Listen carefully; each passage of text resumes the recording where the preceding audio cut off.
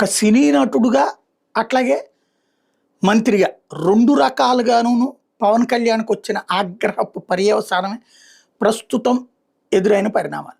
ఆ నలుగురు, ఈ నలుగురు చేతుల్లో అనేక సార్లు ఫిల్మ్ ఇండస్ట్రీ సఫర్ అయింది. చిన్న నిర్మాతలైతే విలవిల్లాడారు. గిలగిల్లాడుతున్నారు. రూపాయి మిగలదు, మిగలనియ్యరు.